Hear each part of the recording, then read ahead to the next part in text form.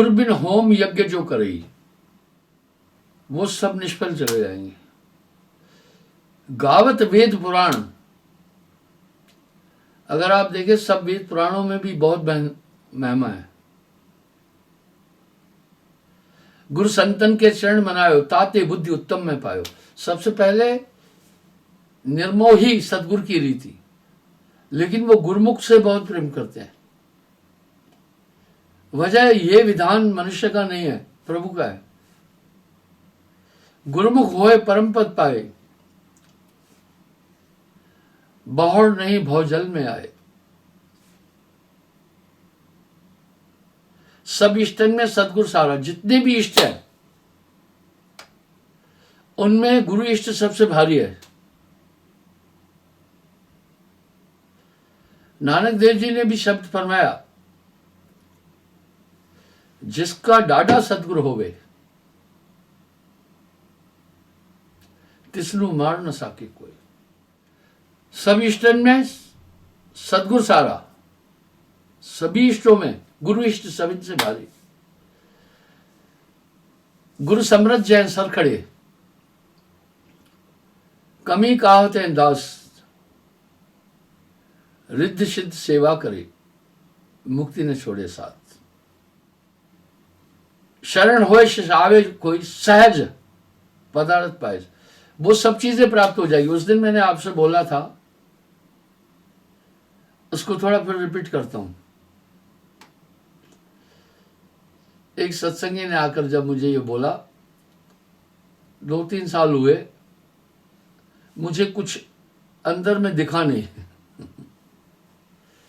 कुछ लोग ऐसे कुंठित शास्त्रों को भी पढ़े हैं जिनके कारण वो चीजें उनकी बुद्धि में बैठी हुई है। बंधुओं, मैंने उसको कहा, एक बात बताओ, तुम सोचते हो कोई लाइटें देखें, कहीं धुने सुने, कहीं और चीजें, ये तो नॉर्मल बात है। योगी भी अत्यंत प्रकाश को देख लेता है। बात इतनी नहीं है। अंतःकरण की पहले शुद्धि होती है। अशुद्ध अंतःकरण होने के कारण से जड़ चेतन की गठान नहीं दिखती है। जीव हृदय तम मोह विषेखी, छूट न ग्रंथ किम जाय न पेखी। जीव के हृदय में एक ग्रंथि गांठ है। ये गांठ ऐसी गांठ नहीं है, अज्ञान की गांठ है। हृदय में तासे ही ये मनुष्य इस संसार में बंधा है। जब हृदय प्रकाशित हो जाता है तो सभी बंधन ऑटोमेटिक टूट जाते हैं। अंधकार की वृत्ति मैंने आपको कई बार बोली है। अंधकार के 4 लक्षण हैं। पहले तो अज्ञान उत्पन्न होगा। आप रोशनी में बैठे हैं, सब चीजें आप प्रत्यक्ष देख रहे हैं। अंधकार होने पर अज्ञान आ जाएगा, आ ही जाएगा। ये अंधकार की वृत्ति है, जैसे आग की वृत्ति है। तपिश और रोशनी, भूख प्यास आलस्य निद्रा, पानी की वृत्ति शीतलता है, वायु की स्पंदन। इस प्रकार अज्ञान की वृत्ति, अंधकार की वृत्ति अज्ञान है। आप प्रकाश में सब चीजें देख रहे हैं। तो जीव हृदय तम मोह विषय की, जीव के हृदय में एक अज्ञान अंधकार है। उसके कारण से संसार के सब पदार्थ नित्य और सत्य लग रहे हैं। नाम के बाद पहले हृदय की जब शुद्धि होती है, माया की पारख आ जाती है, हृदय प्रकाशित हो जाता है। यहां साहब ने बड़ी सरल वाणी में पुष्टि की है, नाम बिना हृदय शुद्ध ना होई। जितने भी जप तप तीर्थ व्रत कर लो, नाम बिना हृदय शुद्ध ना हुई। कोटिन भांत करे जो कोई, अगर करोड़ों प्रयास भी करे पर नाम के बिना हृदय शुद्ध नहीं हो सकता है। तो जब गुरु ये कृपा करके नाम देता है, गुरु सजीवन नाम बताए, सबसे पहले हृदय प्रकाशित होता है। बंधन कैसे खुलेंगे वो सुने। नाम के प्रताप ते भया आन का आन। जब हृदय प्रकाशित होता है तो होए बुद्धि जब परम सयानी, तब चितवत है अनहित जानी। गोस्वामी जी भी कह रहे हैं, जब हृदय प्रकाशित होने लगता है तो काम, क्रोध, लोभ, मोह, इच्छा, राग, द्वेष, हिंसा, ईर्ष्या आदि सब प्रत्यक्ष हो जाते हैं, दिखते हैं। कुछ लोगों को सांप लड़ता है। एक रिपोर्ट मैंने पढ़ी थी, दुनिया के 10 खतरनाक जीव, आप नेट पर भी देखना। उन सब में सबसे पहले खतरनाक मच्छर है। हाँ, इतना सा मच्छर संसार का सबसे खतरनाक प्राणी है, जो लाखों लोग प्रतिवर्ष मारता है पूरी दुनिया में। उसके बाद सर्प है। सर्पदंश से बहुत लोग मर जाते हैं। सांप का डंक कब लगता है? 2 कारण से, नहीं देखने से, अज्ञान से। स्वभाव से सांप एक डरपोक जीव है, वो हमेशा आदमी को देखकर छिपता है। वो जानता है आदमी के पास ऐसे साधन है, मुझे मार देगा। लेकिन जब उस पर पैर पड़ जाता है या बाकी चीज, तो वो ये नहीं समझ पाता है अज्ञान के कारण से पैर पड़ा है। वो सोचता है ये मुझ पर हमला किया है, डंक मार देता है। इस तरह शेर है, बहुत लोगों को खा जाता है, हजारों लोगों को। हाथी है, काफी लोगों को चल देता है। मगरमच्छ है, काफी लोगों को खा जाता है। इस तरह 10 प्राणियों में आखिरी में आ जाता है मेंढक। मेंढक जब ओफेंडर हो जाता है, अपने शरीर को फुलाता है। क्यों शरीर फुलाए? जैसे सांप जब हमला करता है, फन उठाता है। मेंढक जब अपना शरीर फुलाता है तो उसके अंदर से एक तरल पदार्थ निकलता है, वो छोड़ता है। वो 14 आदमी को एक साथ मार सकता है। आप मेंढक को नॉर्मल नहीं समझना, मेंढक को हल्का नहीं समझना। जब उन्होंने ये 10 प्राणियों का नाम लिखा, वैज्ञानिकों ने, मैं कहा मेरे भाइयों, आप कहाँ सो रहे हैं? एक सबसे खतरनाक जो जीव है धरती का, उसका तो नाम ही नहीं रखा। वो मनुष्य है, जो एक ही एटम बम फेंक करके लाखों लोगों को मार देता है। इसलिए अगर 10 ही खतरनाक आदमी रखना है तो किसी एक जीव को निकाल दो, आदमी को टॉप पर रखो। ये भी मनुष्य ने करोड़ों आदमी मारे हुए। तो सबसे खूंखार और खतरनाक आपका मन है। साहब ने मन के अंग पर बहुत शब्द कहे हैं। मन के अंग की साखियों में अगर आप जाएंगे तो मन पर बड़ा व्यापक, साहब के मन पर बड़े व्यापक शब्द हैं।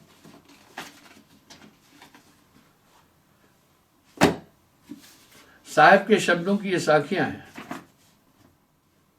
आप ये पुस्तक देखें, इन्होंने मुझे समर्पित की। ये पुस्तक कहां से आई है? परम आदरणीय मधु परमहंस जी साहब, आपके परम पवित्र कर कमलों में सादर भेंट। श्री हुजूर मुकुंद मणि नाम साहब द्वारा, कबीर बाग, लहर ताला, वाराणसी। इस पुस्तक में उन्होंने काफी समायोजन किया है शब्दों का, अलग अलग तरीके से मेहनत भी की है। अगर आप विषय सूची में जाएंगे तो सब पर उन्होंने बड़ा अच्छा विवरण दिया है। मन के अंग की साखियां बहुत ज्यादा बोली गई है। उनका प्रयास देखिए मैं आपको दिखाता हूं, इसमें बहुत से शब्द भी है, साखियां भी है। तो साहेब वाणी में कह रहे हैं, तेरा बैरी कोई नहीं, तेरा बैरी मन, मन ही आए काल कराला, जीव नचाए करे बेहाला। तो मन ने ही तो, मने स्वरूपी देव निरंजन तोय राग भरमाई, अंधकार में मन का वास है, मैंने कहा शून्य में निवास किया, दिखता नहीं है। नाम बिना हृदय शुद्ध ना हुई। जब मैंने आपको ये प्रसंग ये उठाया कि कहा कि भाई 2-3 साल में मुझे कुछ नहीं दिखाया, मैं इसी बिंदु पर घूम कर रहूंगा, तो नाम बिना हृदय शुद्ध ना हुई। जब नाम की ताकत आती है पूरा हृदय प्रकाशित हो जाता है। इसलिए तो गुरु की इतनी बड़ी महिमा कही है, गुरु बिन हृदय शुद्ध ना होई, कोटन बांध करे जो कोई। आज नाना मत मतांतर सरगुण निर्गुण व अन्य भक्ति करने वाले सब साहब की वाणियां लेते हैं और मिक्सिंग कर देते हैं, और आदमी भ्रमित हो जाता है। पूरे तथ्य सामने, एडिटिंग जब आदमी करता है, इसलिए कोर्ट कोई भी ऐसी चीज जो है वो ऐसे स्वीकार नहीं करती है। एडिटिंग से कुछ भी हो जाएगा। तो उसमें पहले हृदय प्रकाशित होता है, गुरु बिन हृदय शुद्ध ना हुई, कोटन बांध करे जो कोई। जब हृदय प्रकाशित होता है तो अंदर के मत्सर दिखते हैं, आदमी फिर उनके कहने पर नहीं चलता है। मन तरंग में जगत भुलाना, आप ध्यान दें, ये मन की तरंग मस्तिष्क तक आती है पहले, ये पहले मस्तिष्क तक आती है। अब वो मस्तिष्क की जो कोशिकाएं हैं उसको रिसीव करती है। बहुत बारीक खेल है। तभी साहब कह रहे हैं, मन को कोई देख न पाए, नाना नाश न चाहे। जो कोई कहे मैं मन को देखा, इसकी रूप न रेखा, पलक पलक में वो दिखलाए जो सपने नहीं देखा, संतो मन का करो विवेका। सुनिए, अब मस्तिष्क वही करेगा। कैसे करेगा? गर्म हवा लगी तो आपकी स्किन गर्म हवा को अनुभव करती है, ठंडी हवा लगी तो ठंडी को अनुभव करती है, अंगार आया तो अंगार को अनुभव करती है, जल लगा तो जल को अनुभव करती है। इस तरह ब्रेन की कोशिकाएं मन की तरंगों को रिसीव करती है। अब वो सुषुम्ना में बैठ करके पूरी दुनिया का संचालन करता है। सुषुम्ना में आकाश तत्व है, इसलिए साहब कह रहे हैं, सुखमन मध्य बसे निरंजन, मूंदा 10वां द्वारा। वाह, 10वां द्वार बंद किया हुआ है उसके। सुखमन मध्य बसे निरंजन, मूंदा 10वां द्वारा। तो अब हमारी मस्तिष्क की कोशिकाएं, वो मैसेज रिसीव हुआ, ये तरंगों में आया, इसलिए साहब कह रहे मन को कोई देख ना पाए। अब यहां साहब एक बात क्या करें, मन जागे मन सोए, मन लेवे मन देवे, मन हंसे मन रोए, कहत कबीर सुनो भाई साधु, जगत बना है मन से। अब वहां ये तरंगे आदमी नहीं जान पाता है, और तरंगे इतनी प्रिय होती है, जैसे हम जानते हैं कुछ चीजें नहीं करना है, लेकिन जब सुंदर सुंदर चीज आ गई सामने तो आंखें रुकती नहीं है। इसी प्रकार वो तरंगे ब्रेन को इंप्लीमेंट करनी पड़ जाती है। यही तो रहस्य है। मन ने कहा कि घूमने जाना है बाजार में, आपको जाना ही पड़ेगा। यहां साहब ने एक सटीक शब्द कह दिया, मन जागे मन सोए, मन लेवे मन देवे, मन हंसे मन रोए, कहत कबीर सुनो भाई साधु, जगत बना है मन से। और साहब कह रहे हैं मन तरंग में जगत भुलाना। वो तरंग मस्तिष्क रिसीव करता है। कैसे? उसका प्रभाव मस्तिष्क पर बड़ा जोरदार पड़ता है। इसलिए मस्तिष्क को भी एक अंग कहा गया मन का। जैसे हमारे शरीर के भाग है, टांगे, धड़, बाजू और शीश, ये मूल रूप से 4 हमारे शरीर के भाग है, अंग है। इसी तरह, और इसमें 9 खंड भी है। घुटने के 2 खंड, मुड़ रहे ना, जंघाओं के ऊपर के हिस्से के 2 खंड, पैरों में नीचे 2 खंड, बाजुओं के 2 खंड, शोल्डर, गर्दन का 1 खंड, धरती में भी 9 खंड है, हमारी देही में भी है। तो जो तरंग मन की आएगी, मस्तिष्क ने उसको फॉलो करना पड़ता है। हमारी आंखें जिन चीजों को देखती है, वो चीजें हमें उसी आकार में दिखेगी। इस तरह या मस्तिष्क इतना तगड़ा अनुचर है मन का, फिर वो मस्तिष्क पूरे शरीर को अपना संदेश देता है। यहां साहब का एक शब्द बड़ा सटीक और टू द पॉइंट है, संतो तन खोजे मन पाया। तन ही मन है, इंद्री मन है, तन ही मन है, इंद्री मन है, पर ये मन को कोई देख नहीं पा रहा है और वो सब काम कर लेता है। यहां साहब कह रहे हैं मन मुरीद संसार है, गुरु मुरीद कोई है। पूरी दुनिया को ये मन नचा रहा है। बड़े बड़े तपस्वियों को नचाया, बड़े बड़े ऋषि मुनियों को नचाया, देवताओं को नचाया, पशु पक्षी को नचाया। 3 लोक में मन है विराजी, ताहे न चीनत पंडित काजी। 3 लोक में मन का राज इस तरह उचित अनुचित सब कुछ करा लेता है। ये इसकी वृत्ति है। तेरा बैरी कोई नहीं, तेरा बैरी मन। अब मन पर सम्यक रूप में साहब बड़ी जोरदार बात बोल रहे हैं, आप उसको समझिए। बड़ा सुंदर उदाहरण दे रहे हैं मन का। मन जागे मन सोए, मन लेवे मन देवे, मन हंसे मन रोए।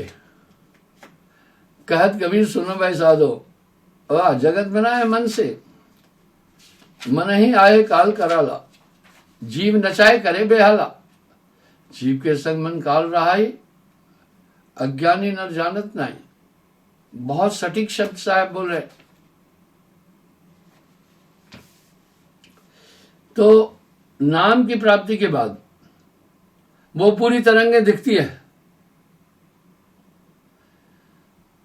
अंधकार की वृत्ति है, पहला अज्ञान, उससे अज्ञान उत्पन्न हो जाएगा पक्का। अज्ञान से फिर संशय, अज्ञान से संशय उत्पन्न होगा, शंका, पता नहीं आगे क्या है। संशय से भय की उत्पत्ति होगी और भय से दुख होगा। आप रोशनी में चल रहे हैं, सभी चीजें देख रहे हैं, अंधकार में वस्तु बोध नहीं होगा तो आपको भय तो होगा ही होगा, शंका हो ही होगी। ये सब अंधकार से उत्पन्न हुई। गोस्वामी जी इस अंधकार पर यूं कह रहे हैं, जीव हृदय तम मोह विषेकी। जीव के हृदय में अंधकार विशेष है और इस अंधकार को ब्लैक मैटर भी वैज्ञानिक मान रहे हैं। और वो यूं कह रहे हैं, the black matter is the best of the creation. They reach up to the black matter, but they don't know where from the black matter has come. नहीं पता है ब्लैक मैटर कहां से आया। वो आकाश तत्व की उत्पत्ति तो शून्य से है और शून्य निरंजन है, इसलिए पूरी सृष्टि उससे है। वो सृष्टि का अधिष्ठा है। उसी शून्य से आकाश तत्व की उत्पत्ति होती है। आकाश से फिर वायु उत्पन्न होती है, वायु से फिर जल उत्पन्न होता है, अग्नि, अग्नि से फिर जल, जल से पृथ्वी। इस तरह संरचना है। उन सबको होल्ड वही कर रहा है।